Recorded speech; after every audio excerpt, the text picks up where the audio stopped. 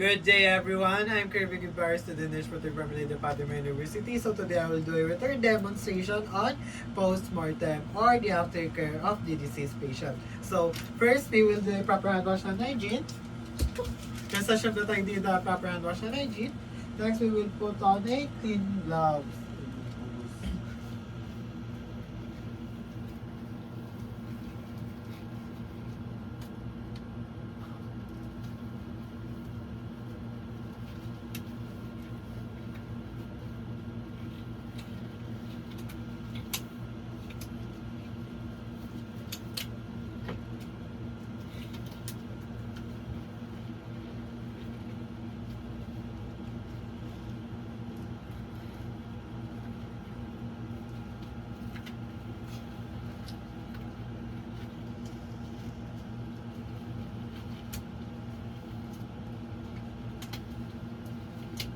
Now we'll put on a safety mask.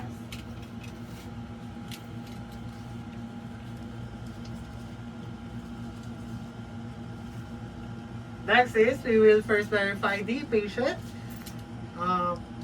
by we will identify the patient by checking his ID bag. So we have verified the patient. So now we will explain the procedure to the patient. This is to show respect to the patient while taking care of her disease body.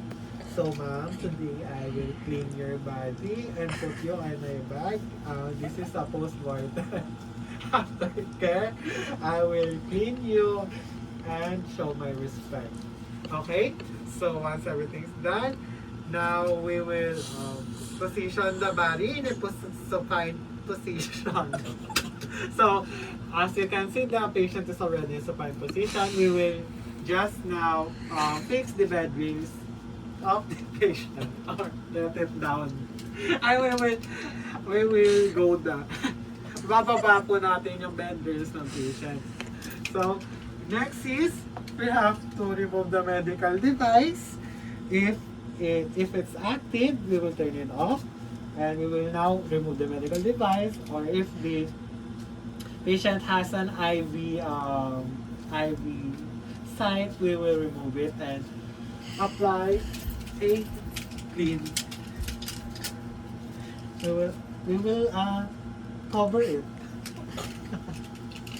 Let's assume that we remove the IV and we assume that we remove the IV. Now let's put on let's clean it go. So now after that we have to after that if the patient has any dentures, we will let the patient keep it. Now we will close the patient's eyes if it's open. Okay, it is closed now. But if the patient eyes is not closing, we will put on a cotton ball on her eyes. And let's assume that I covered all her possible. Kunwari po, tinakpan ko na ng cotton balls yung mata niya at yung tenga niya at bibig niya to avoid any secretions na lumalabas po. Okay? So, now, we will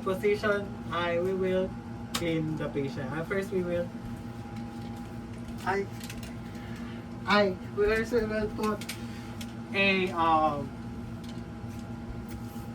maglagay po tayo ng bimple para hindi po mag-lock yung jaw or mag-jaw drop yung patient. So keep the jaw in. Go. Okay, let's assume that's done. Now we will clean our patient. So first we will fix the bed sheet. Okay, let's assume that we fix it now. Next is we have to, let's assume that I'm gonna apply a under pad on the patient. Go. Let's assume that I put on an under pad. You will now use a wet towel. Let's assume that this is a wet towel. Then we will clean the face of our patient and the body. So we will just show respect by cleaning the patient face and clean up.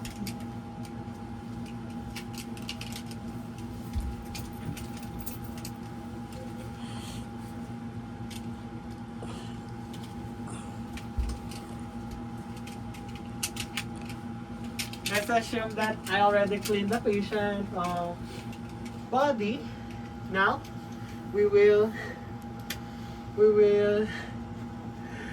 um, we will put back on the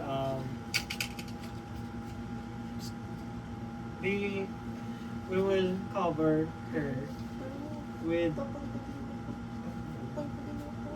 we will remove the tatanggalin po natin yung kumot and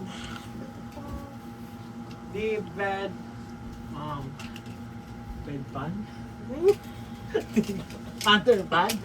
And let's assume that everything's clean. Now we will put again the kumot to show respect to the patient. So now we will put on identification tag on the patient feet. Okay. We will state her name and number. Room number. Okay. So now that's everything's done. We will now remove our PPE and ask the immediate family of the patient to show respect to the patient. To say their goodbyes to the patient. Next is we will now document everything we've done to the patient. And we will now put on all the belongings of the deceased patient on an envelope and give it to the immediate family. That's all for today. I'm Kirby Guevara. Give likes and subscribe, please. Yeah!